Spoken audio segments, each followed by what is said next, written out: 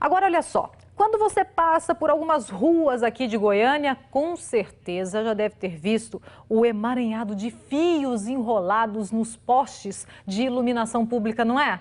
Você também já deve ter se perguntado de quem são esses fios, tantos fios juntos, e quais os perigos que eles podem aí oferecer à população. Bem, para responder a essas perguntas, nós mandamos para as ruas os repórteres Saulo Lopes e Delúbio Reis. E o resultado você vê agora na reportagem. De qualquer maneira, essa é a imagem de como as operadoras cabeiam os serviços pela cidade. Rodamos pelo centro, região de Campinas. Quem fez isso? Que é isso? Já que ninguém olha para o alto, e essa parece ser a ideia, vamos fazer de qualquer maneira? Sem comentário, né? Só mais alguns. Conhece o guaxe? Esse passarinho? Olha a casa dele.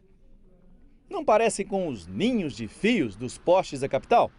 Eu sei, o ninho de guaxe é mais bonitinho. O emaranhado suja o horizonte, as fachadas ficam riscadas. A CELG aluga o espaço do poste para os operadores de TV a cabo e telefonia. Procuramos, mas não obtivemos respostas para as perguntas. Qual o valor dos contratos? Existem regras de uso do poste? Há alguma fiscalização? Qual o limite de alças ou cabos fixados? E enquanto isso... Rua Bélgica, região sudoeste, Jardim Europa.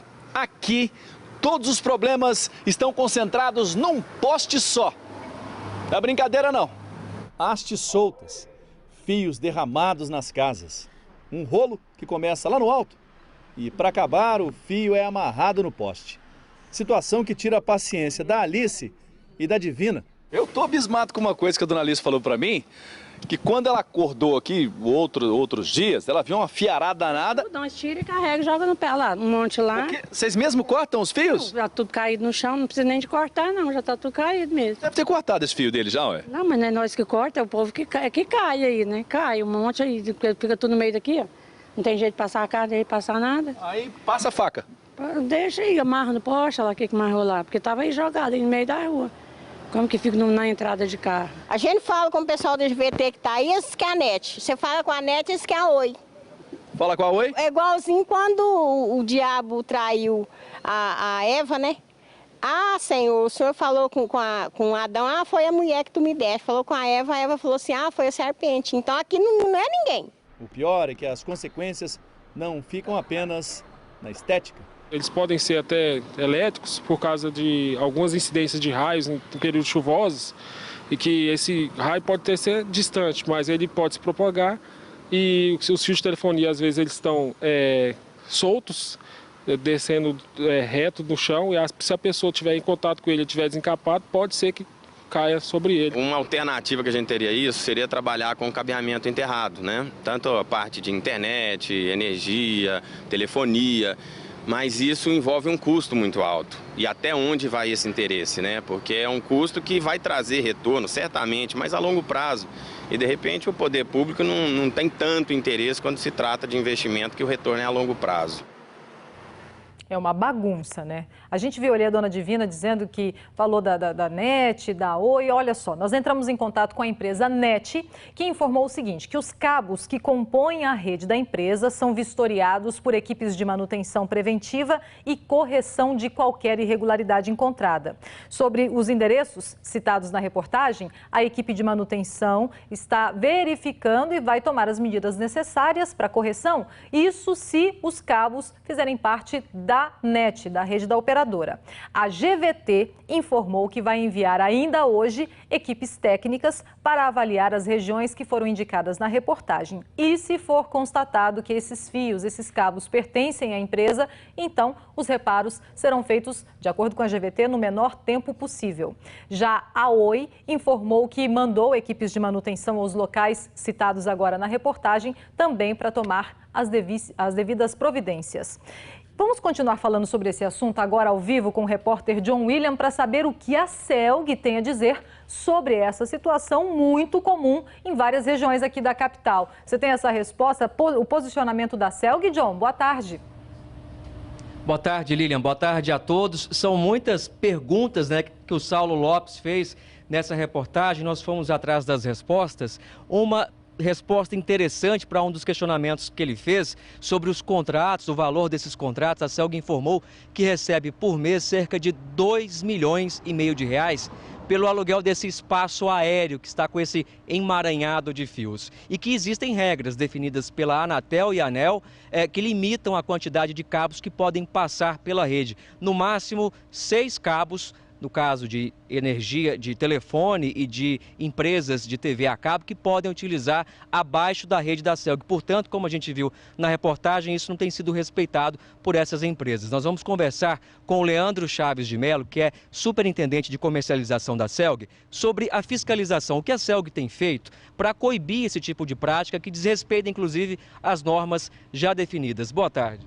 Boa tarde, John. E boa tarde a todos os ouvintes. Primeiramente, eu acho que era importante esclarecer a questão do valor remuneratório.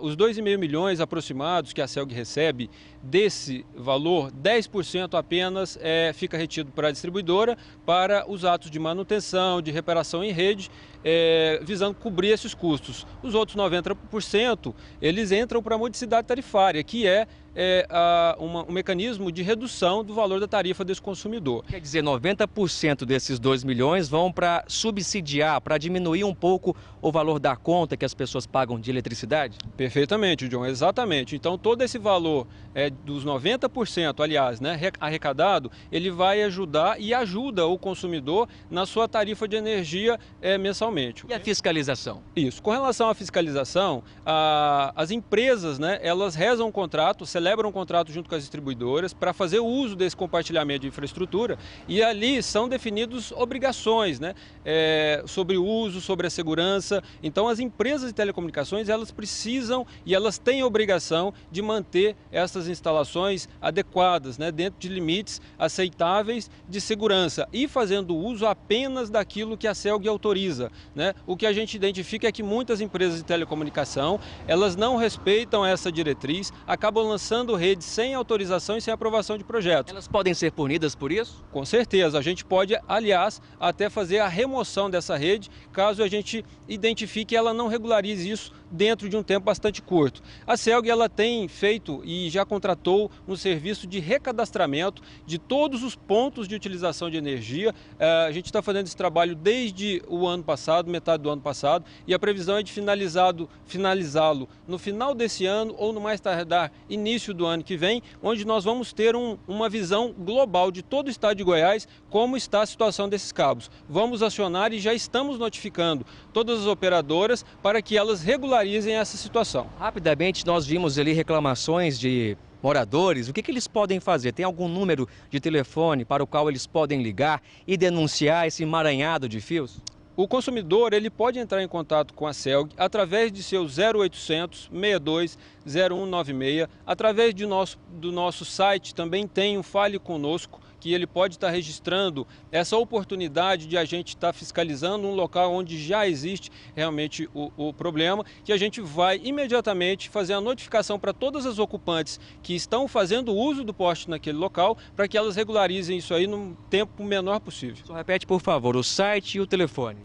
O site www.celg.com.br e o telefone 0800 62 0196. Okay, obrigado aqui pelas informações. Importante, então, Lilian, telespectador, fazer esse tipo de denúncia e a CELG fazer esse cadastramento ou recadastramento. São mais de 1 milhão de postes ou de trechos, enfim, por onde passam esses cabos que são utilizados pelas operadoras de telefonia e de TV a cabo.